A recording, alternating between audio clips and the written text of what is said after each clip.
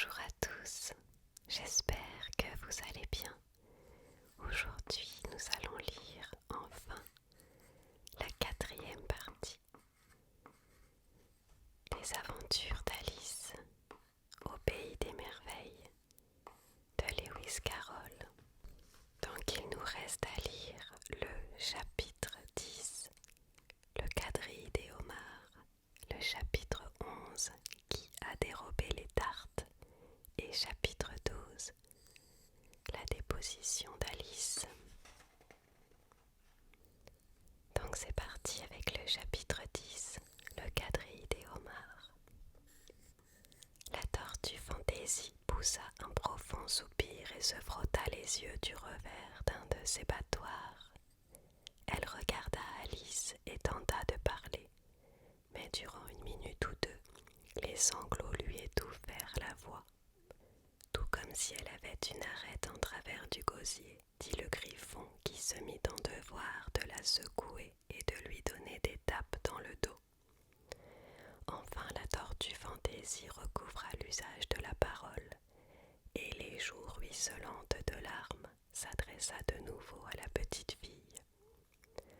Vous n'avez sans doute pas beaucoup vécu sous les flots de la mer.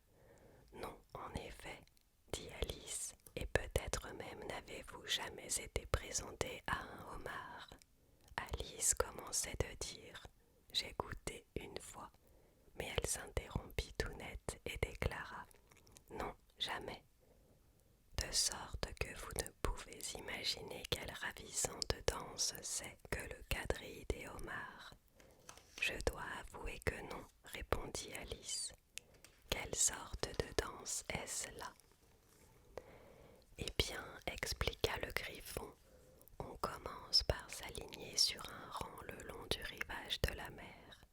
Sur 2 rangs, rectifia la tortue Fantaisie.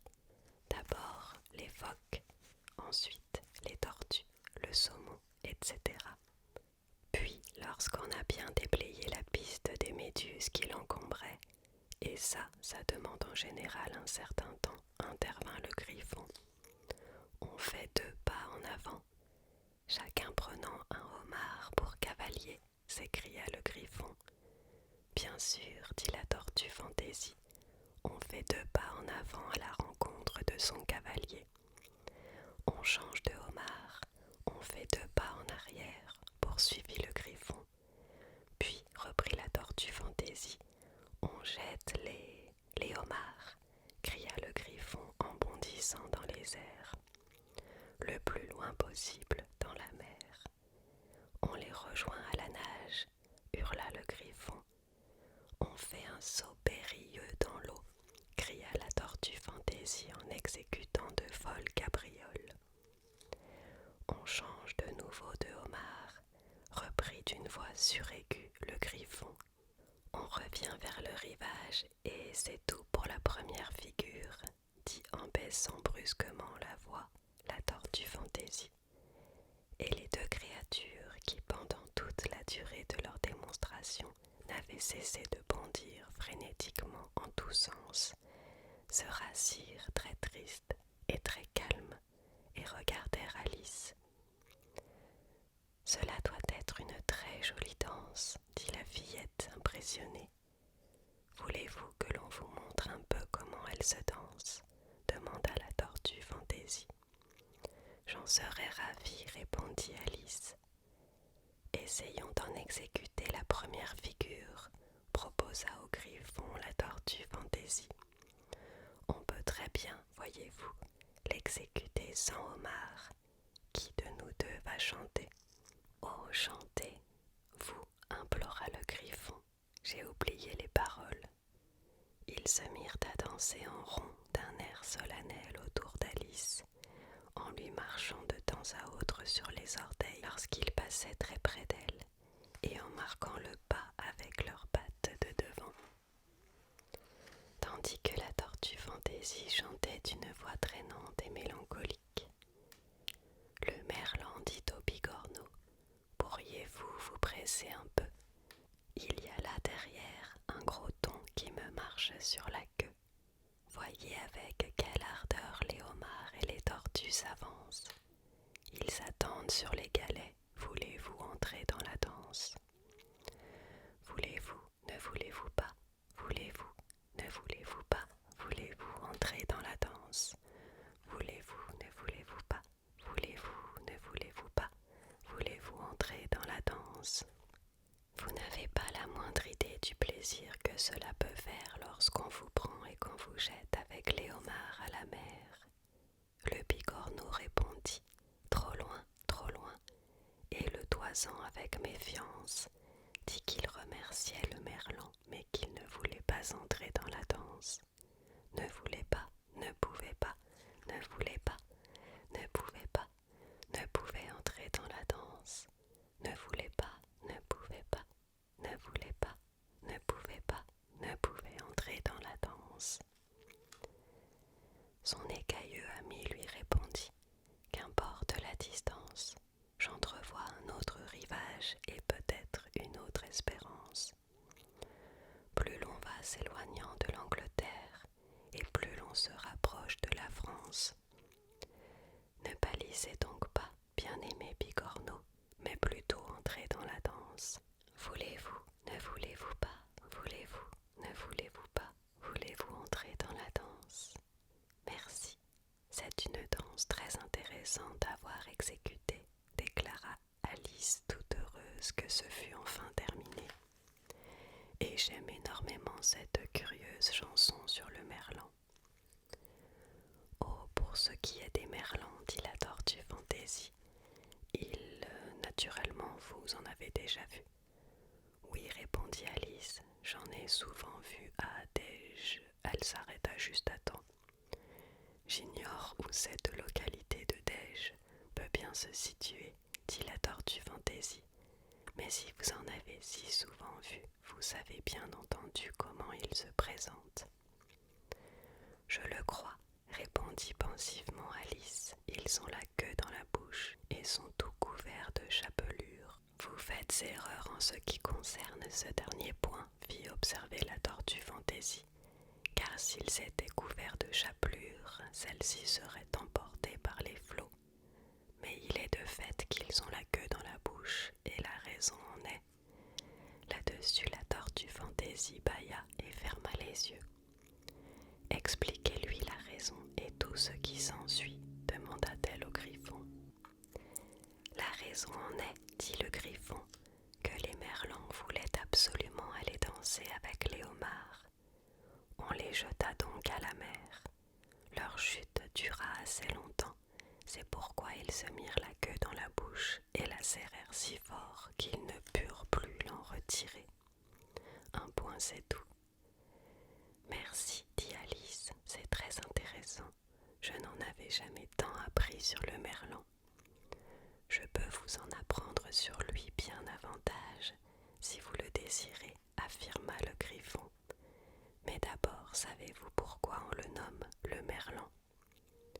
Je ne me suis jamais posé la question, avoua Alice. Pourquoi donc, je vous prie? Parce qu'il coupe les cheveux aux autres poissons, repartit avec beaucoup de solennité le griffon. Cette réponse décontenança complètement Alice. Il coupe les cheveux aux autres poissons, répéta-t-elle d'un ton de voix qui trahissait la plus vive surprise. Réfléchissez, reprit le griffon. Ne vous est-il jamais arrivé d'entendre quelque barbillon dire « Je vais chez le merlan me faire tailler le goémon » Alice réfléchit avant que de répondre. Je ne me souviens pas d'avoir entendu prononcer rien de semblable. Vous tâcherez de vous en souvenir désormais, répliqua le griffon. Êtes-vous seulement un peu moins ignorante en ce qui concerne le poisson d'avril? Qu'a-t-il donc de particulier? Demanda d'un ton empreint de la plus vive curiosité Alice. Il est cuisinier de son état et sait faire d'excellentes farces, répondit le griffon, non sans manifester quelque impatience.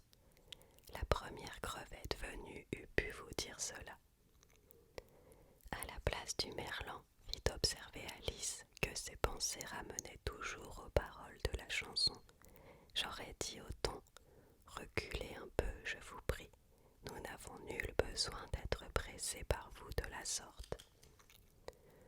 On ne pouvait se permettre de lui parler si cavalièrement, dit la tortue Fantaisie. Ne savez-vous donc pas quel est le rôle du ton? Cela aussi, hélas, je l'ignore, dit Alice en prenant un air de grande humilité. Eh bien, voyez-vous, lorsqu'il est bon, c'est lui qui décrète ce qui se doit faire en société, répondit d'un air solennel le Griffon. Par exemple, le bon ton exige qu'une raie partage la chevelure des petites filles en 2 parties égales. Il ne leur permet pas, par contre, de fréquenter les bars et de dire aux dauphins s'ils boivent trop. C'est assez. Vous voulez dire c'est assez, s'enquit Alice.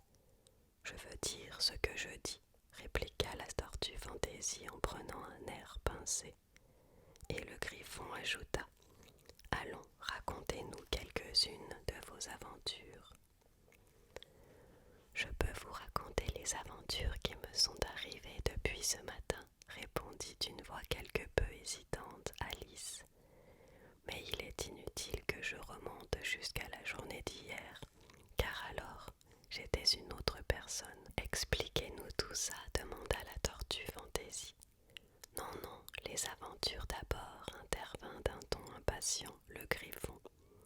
Les explications, cela prend bien trop de temps. Alice se mit donc à leur raconter ses aventures à partir du moment où elle avait vu pour la première fois le lapin blanc.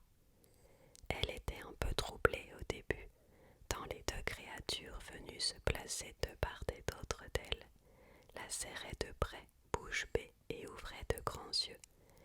Mais elle prit courage à mesure qu'elle progressait dans son récit. Ses auditeurs se tinrent parfaitement cois jusqu'au moment où elle en vint à raconter comment elle avait voulu réciter au ver à soie « Vous êtes vieux, Père William » et comment elle avait prononcé des mots tout différents de ceux du poème original. Alors la tortue Fantaisie respira profondément et dit « Voilà qui est fort curieux. » On ne saurait imaginer rien de plus curieux, renchérit le Griffon. C'était tout différent de l'original, reprit pensivement la tortue Fantaisie. J'aimerais maintenant entendre cette petite fille nous réciter quelque chose. Dites-lui d'essayer. Elle regardait le Griffon comme si elle eût pensé qu'il pût avoir un ascendant particulier sur Alice. Levez-vous et récitez, c'est la voix du flemmard, ordonna le Griffon. Comme ces créatures aiment à vous donner des ordres et à vous faire réciter des leçons, pensa Alice. J'ai vraiment l'impression d'être en classe. Néanmoins, elle se leva et se mit à réciter, mais sa tête était si pleine du quadrille des homards qu'elle ne savait plus trop ce qu'elle disait et que les vers, à mesure qu'elle les prononçait, prenaient un tour vraiment bizarre. C'est la voix du homard, je l'entends déclarer. Vous m'avez grillé trop et pas assez sucré. Comme fait le canard avec son nez rugueux, il astique sa pince et peigne ses cheveux. Lorsque le sable est sec, joyeux comme un pinson, il blâme le requin et Dieu sait sur quel ton. Mais quand monte le flot et quand le squale est proche, le drôle n'aimait plus qu'un timide reproche. C'est différent de ce que l'on me faisait dire à moi quand j'étais enfant, remarqua le Griffon. Parbleu, dit la tortue Fantaisie, je n'avais jamais entendu cela. Dans le genre inepte, cela m'a l'air d'être une réussite.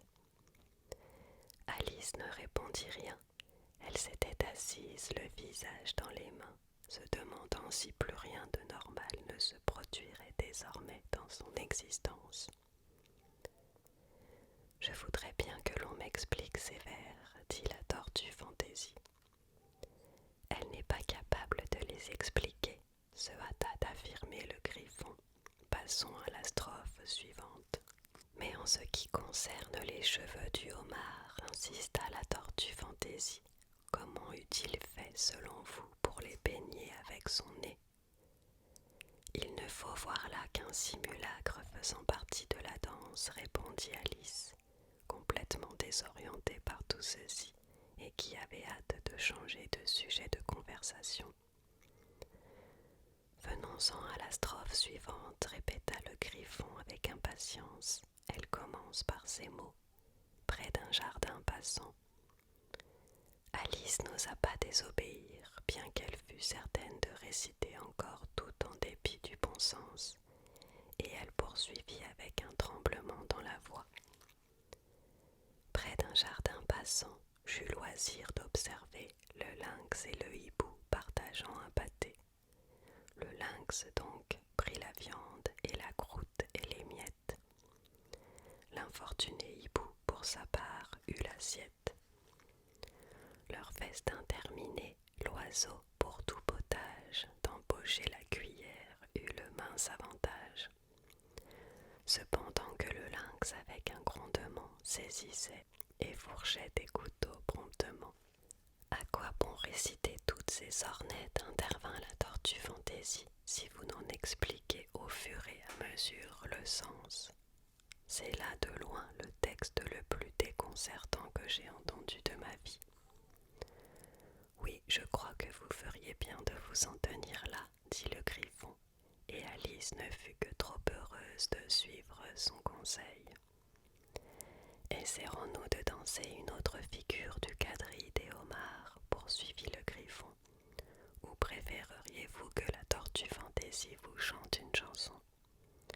Oh, une chanson, je vous prie, si la tortue Fantaisie veut bien nous la chanter, répondit Alice avec un empressement tel que le Griffon grommela, quelque peu vexé. Chacun son goût, chantez-lui, soupa la tortue. Voulez-vous, ma vieille? La tortue Fantaisie poussa un profond soupir et d'une voix que les sanglots étouffaient parfois, se mit à chanter. Belle soupe onctueuse et odorante et verte, qui repose brûlante dans la soupière ouverte, que ne donnerait-on pour avoir l'avantage de te savourer, cher délicieux potage? Belle soupe, soupe, soupe du soir, belle, belle soupe, belle soupe, soupe, soupe, soupe du soir, belle, belle soupe. Belle soupe qui donc réclamerait poisson, viande ou œuf ou volaille ou même venaison, qui ne renoncerait à tout ça pour dessous d'une si admirable et délectable soupe, soupe, soupe du soir, B-E-L soupe, B-E-L soupe, soupe, soupe, soupe du soir, B-L soupe. Chantez-nous encore une fois le refrain, s'écria le Griffon, et la tortue Fantaisie commençait tout juste à l'entonner de nouveau, lorsqu'on entendit au loin une voix qui clamait. L'audience est ouverte.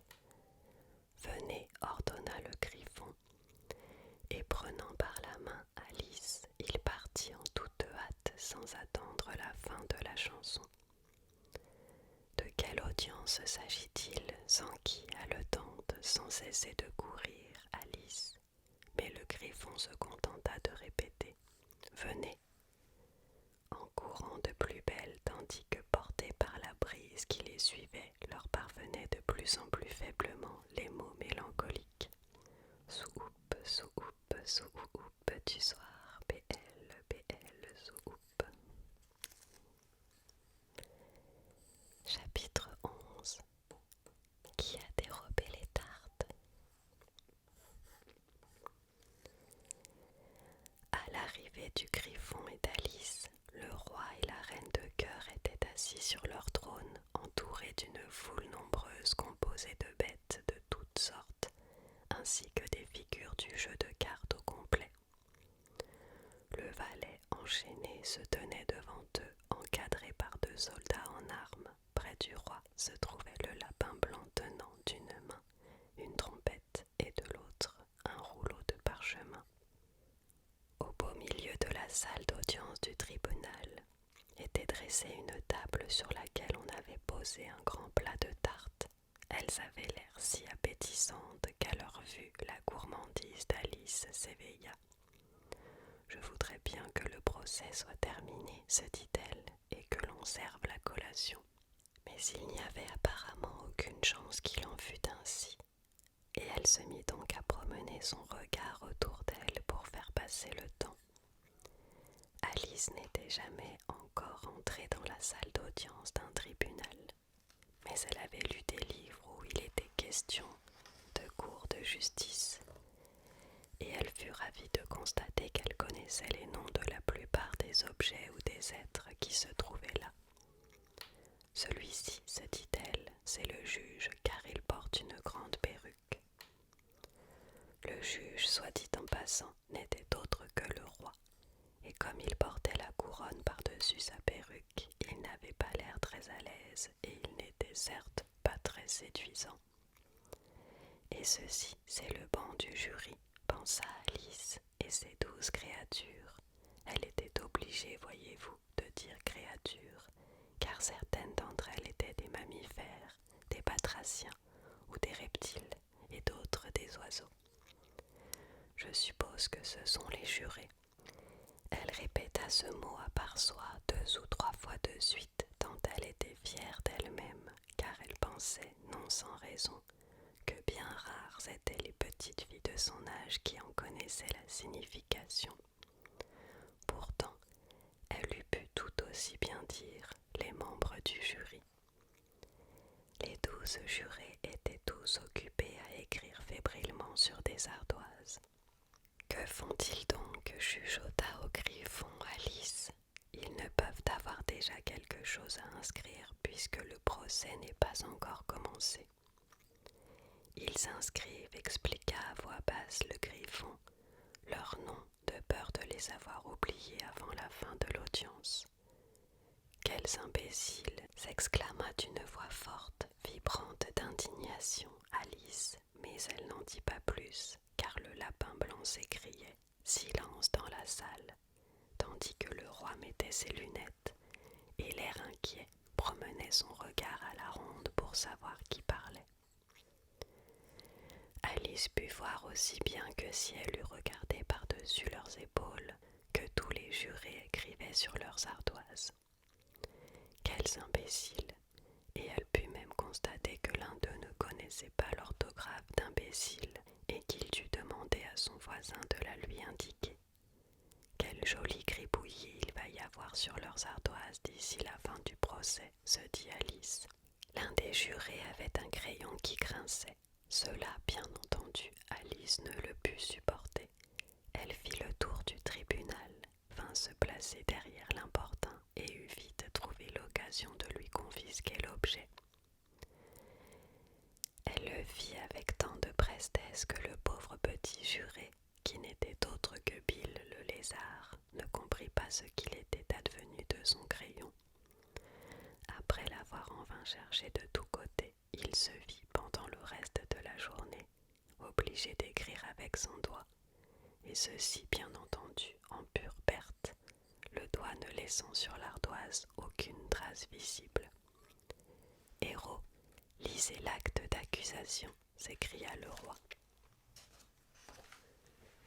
Sur ce, le lapin blanc souffla très fort 3 fois de suite dans sa trompette, puis il déroula le parchemin et lut les vers ci-après.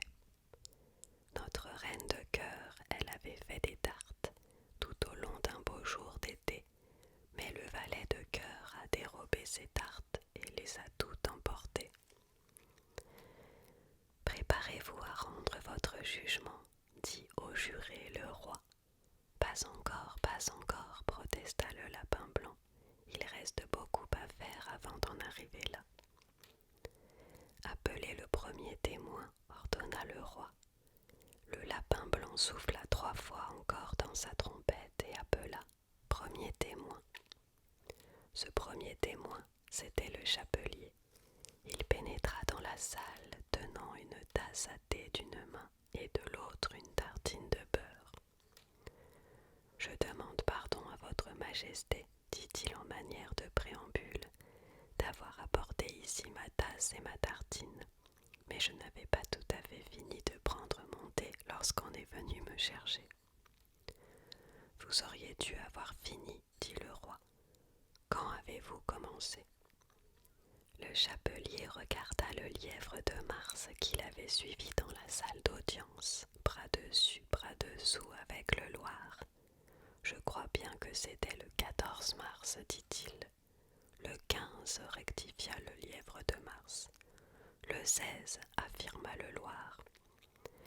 Inscrivez cela, dit le roi au juré, et ceux-ci s'empressèrent d'inscrire sur leurs ardoises les 3 dates, puis de les additionner et de convertir le total en shillings et en pence. Ôtez votre chapeau, ordonna au chapelier le roi. Il n'est pas à moi, objecta le chapelier. Volez, s'exclama le roi en se tournant vers les jurés qui notèrent immédiatement le fait.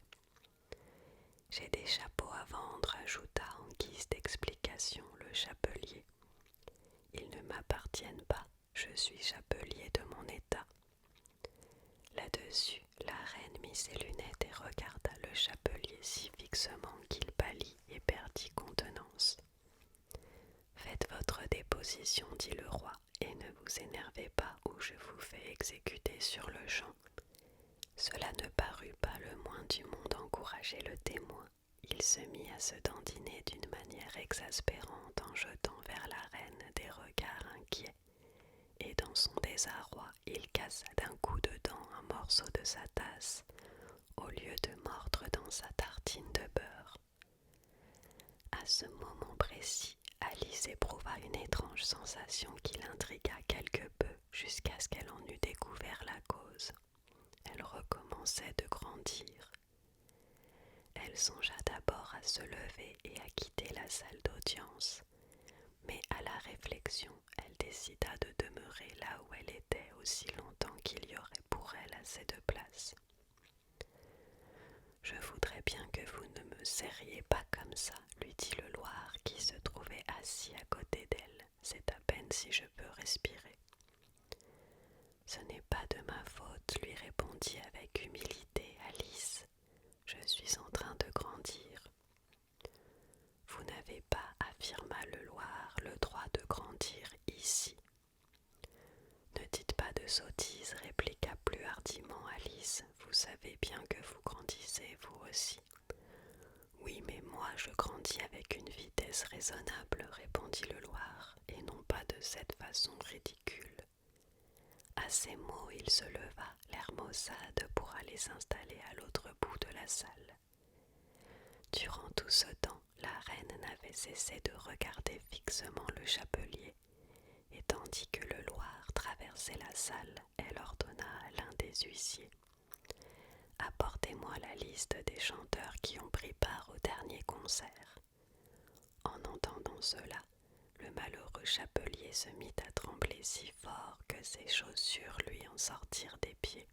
« Faites votre déposition, répéta le roi en colère, sinon je vous fais exécuter, que votre carence soit due ou non à la faiblesse de vos nerfs. » « Je suis un pauvre homme, votre majesté, » se mit à bredouiller le chapelier, et je n'avais pas commencé mon thé, il y a une semaine environ de cela.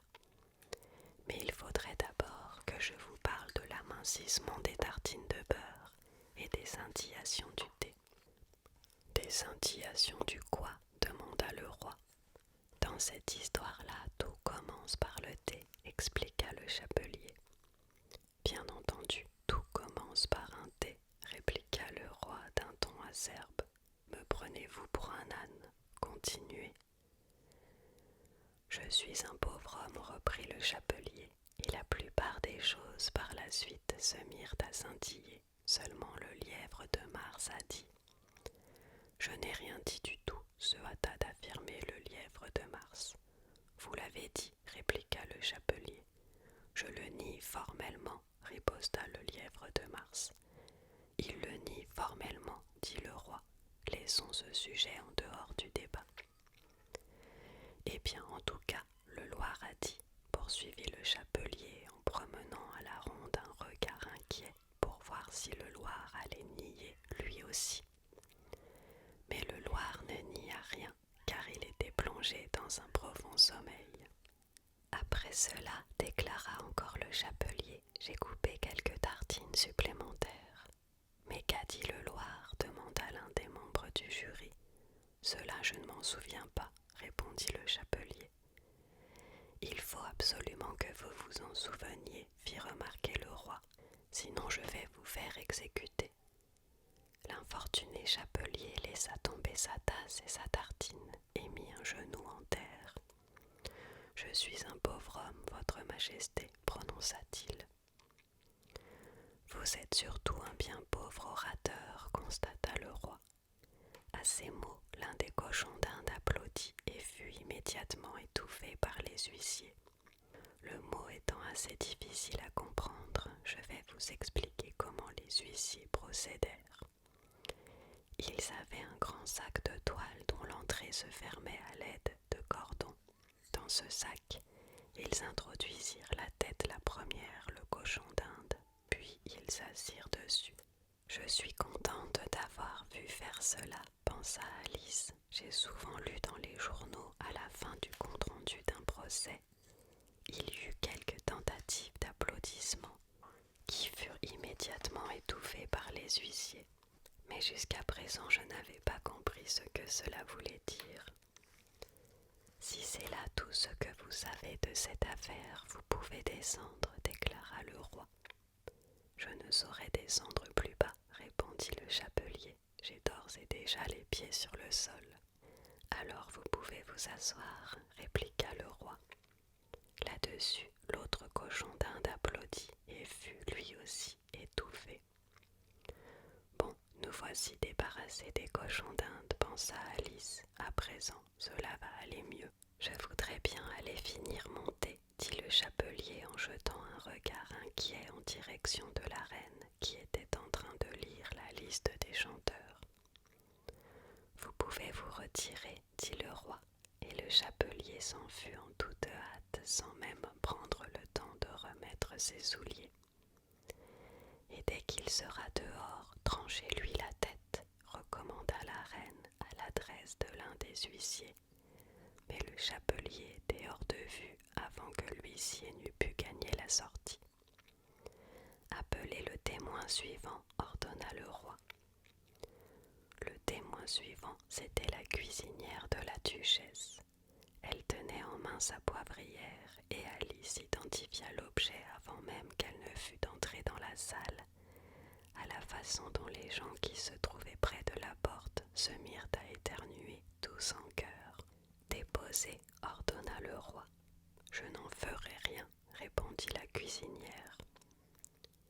Le roi regarda avec inquiétude le lapin blanc, qui lui dit à voix basse « Il faut que votre majesté fasse subir à ce témoin un contre-interrogatoire. » « Eh bien, s'il le faut, dit d'un air mélancolique le roi, et après avoir croisé les bras et regardé la cuisinière en fronçant le sourcil au point que ses yeux disparurent presque complètement, il demanda d'une voix grave « De quoi sont faites les tartes ?»« De poivre, principalement, répondit la cuisinière. « De mélasse, murmura derrière elle une voix ensommeillée. Prenez au collet ce Loir, hurla la reine. Décapitez ce Loir. Expulsez-le, étouffez-le, pincez-le, arrachez-lui les moustaches. » Pendant les quelques minutes nécessaires à l'expulsion du Loir, le plus grand désordre régna dans la salle d'audience, et quand tout le monde eut regagné sa place, il fallut bien admettre que la cuisinière avait disparu. N'importe, dit le roi, l'air grandement soulagé. Appelez le témoin suivant. Et il ajouta à voix basse à l'adresse de la reine. Vraiment, cher ami, il faut que ce soit vous qui fassiez subir au témoin suivant le contre-interrogatoire. À moi, cela me donne la migraine. Tandis que le lapin blanc s'affairait maladroitement à consulter sa liste, Alice observait l'animal, très curieuse de savoir qui allait être le témoin en question, car jusqu'à présent on n'a pas réuni beaucoup de preuves, se disait-elle. Imaginez quelle put être sa surprise lorsqu'elle entendit le lapin lapin blanc appelait de sa voix la plus aiguë: Alice. Chapitre 12. La déposition d'Alice. Présente, répondit Alice, qui, dans l'émoi causé par ce qu'elle venait de voir et d'entendre, oublia tout à fait combien elle avait grandi au cours des dernières minutes, et qui se leva de manière si brusque qu'avec l'ourlet de sa jupe, elle fit basculer le banc des jurés, culbutant ces derniers sur la tête de ceux des assistants qui se trouvaient placés au-dessous d'eux, et au milieu desquels ils se mirent à gigoter désespérément, lui rappelant beaucoup les hôtes du bocal à poisson rouge qu'elle avait accidentellement renversé la semaine précédente. « Oh, je vous demande bien pardon, s'exclama-t-elle d'une voix consternée en se précipitant pour les relever au plus vite, car l'affaire des poissons rouges lui demeurait présente à l'esprit, et elle avait vaguement l'idée qu'il lui fallait les secourir et les remettre sur leur banc tout de suite, faute de quoi ils allaient périr. L'audience déclara d'un ton solennel: le roi est suspendu jusqu'à ce que les membres du jury, tous sans exception, aient très exactement repris leur place. Tous sans exception, répéta-t-il avec beaucoup d'insistance en fixant sur Alice un regard dénué d'aménité. Alice regarda le banc des jurés et vit que, dans sa précipitation, elle y avait remis le lézard la tête en bas et que le pauvre petit animal balançait mélancoliquement la queue, incapable qu'il était de se remettre tout seul dans le bon sens. Elle le souleva donc pour le replacer dans la position normale. Non pas que cela ait beaucoup d'importance, se dit-elle, car dans un sens comme dans l'autre, je ne crois pas qu'il puisse être bien utile à la cour.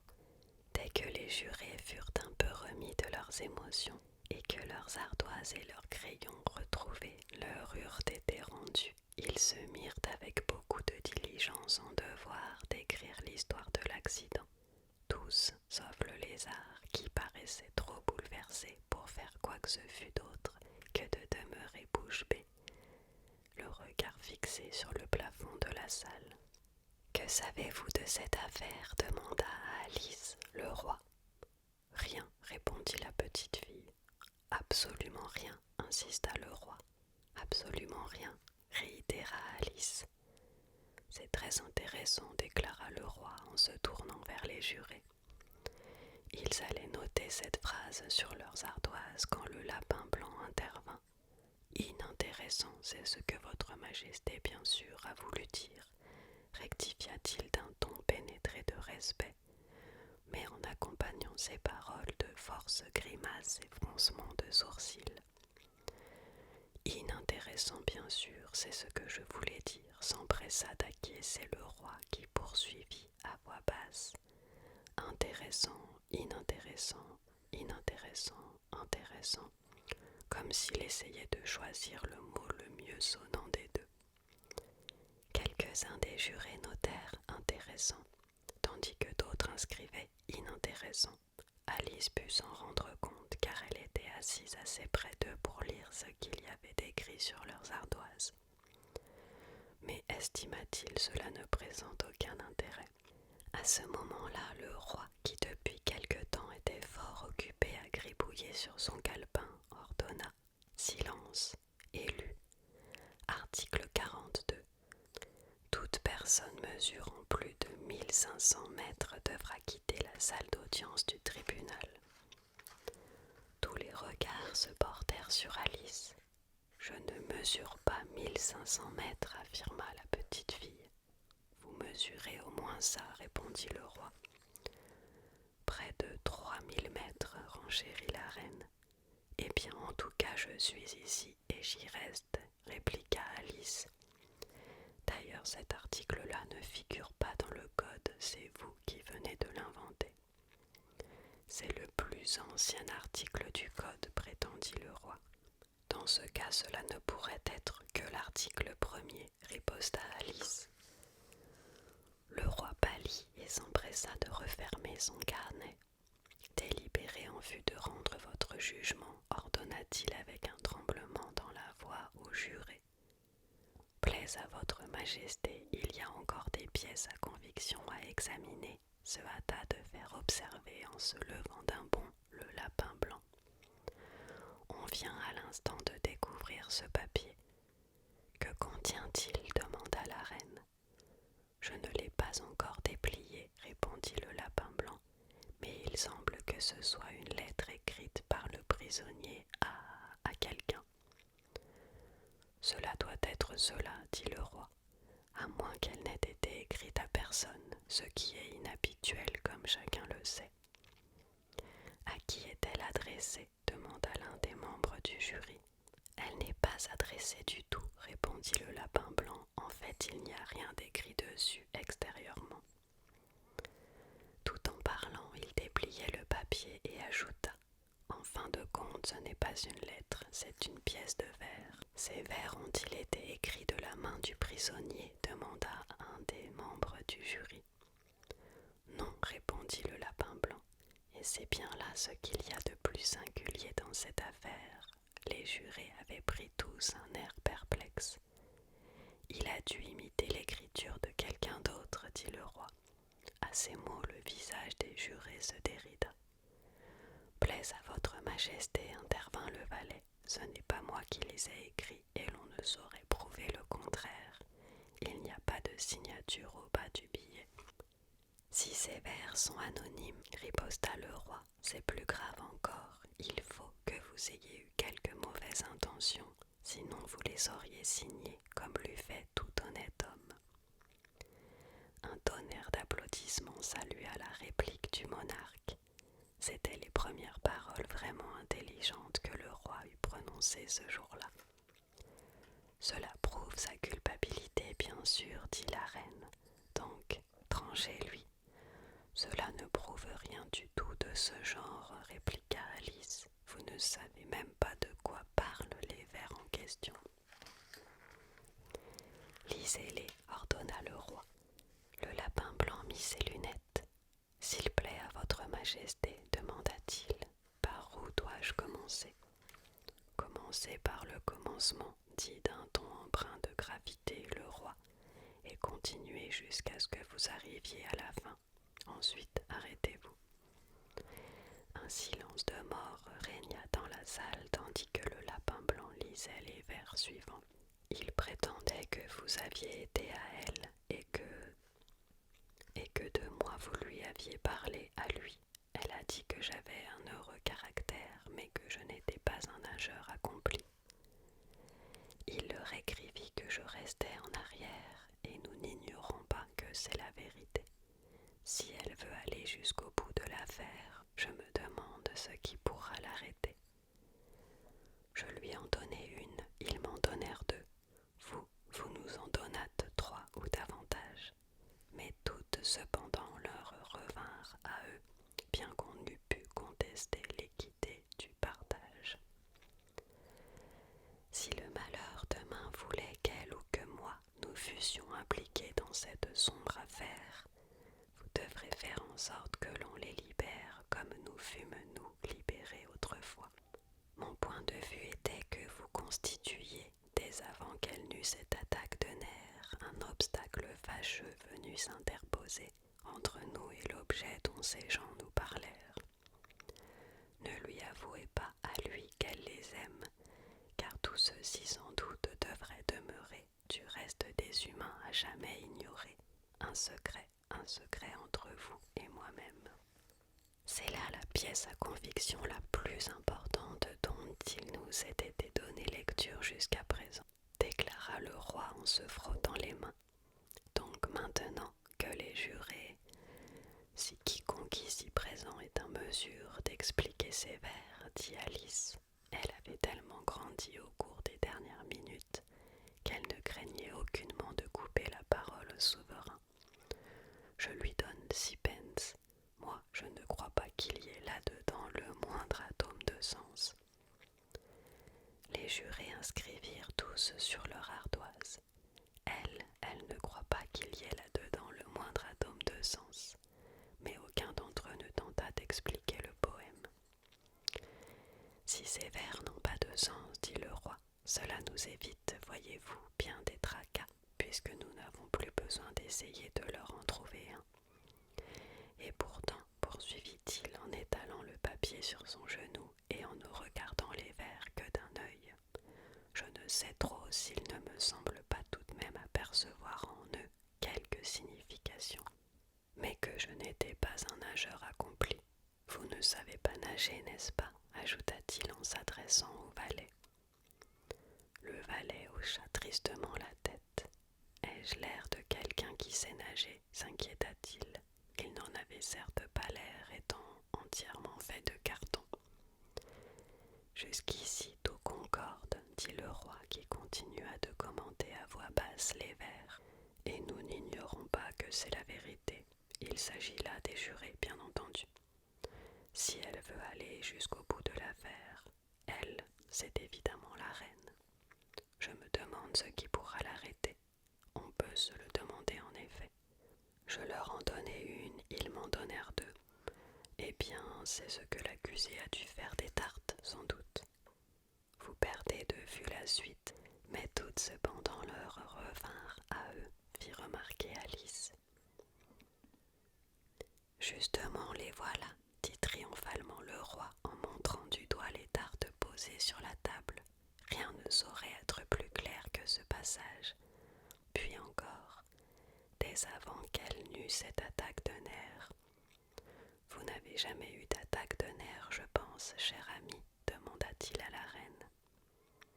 Jamais, répondit la reine furieuse, en jetant un encrier à la tête du lézard.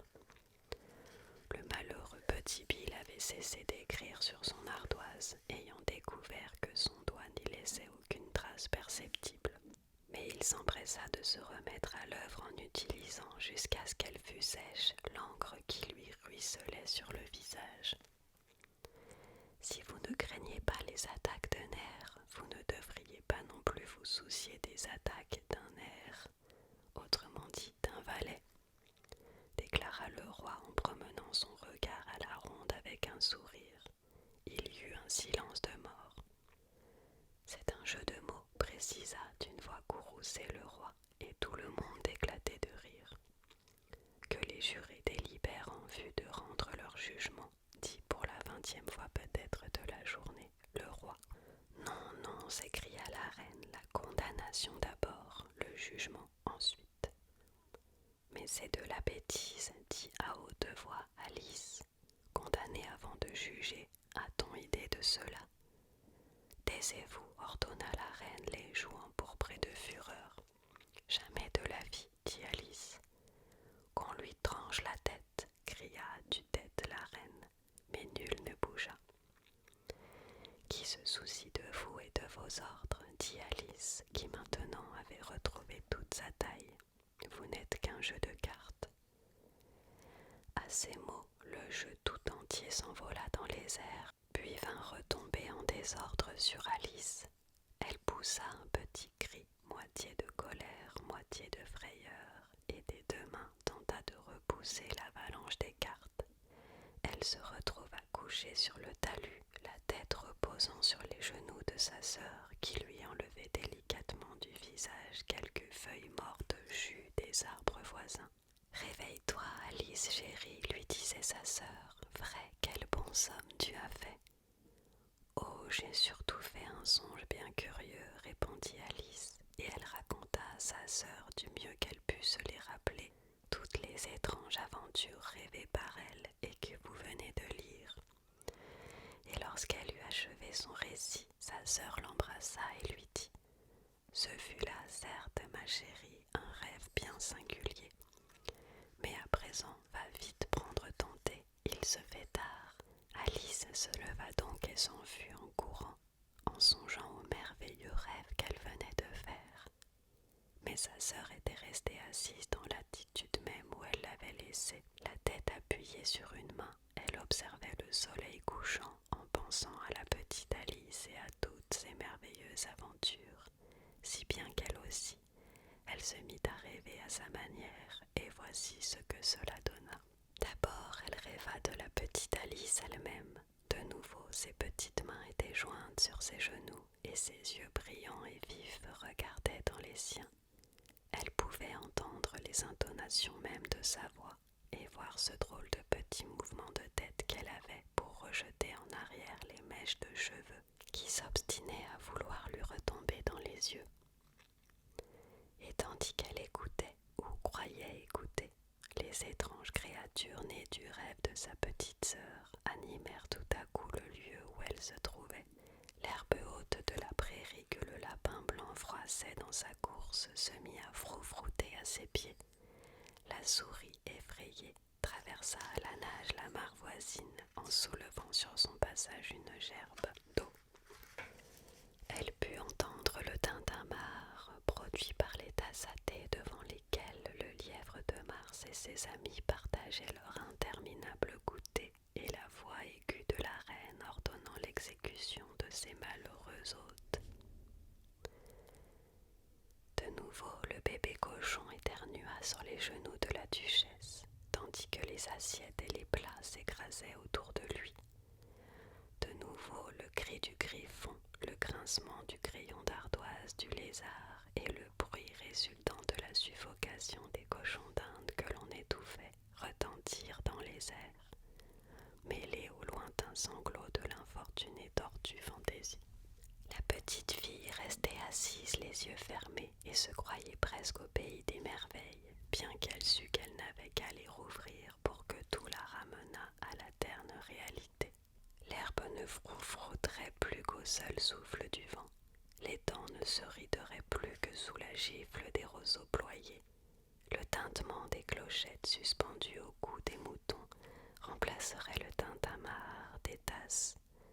Et l'appel du berger, les cris aigus de la reine, tandis qu'à l'éternuement du bébé, aux cris du griffon et aux autres bizarres bruits du pays du rêve, se substituerait, elle le savait, la confuse rumeur de la basse-cour, et que le meuglement des bœufs dans le lointain remplacerait les longs sanglots de la tortue Fantaisie.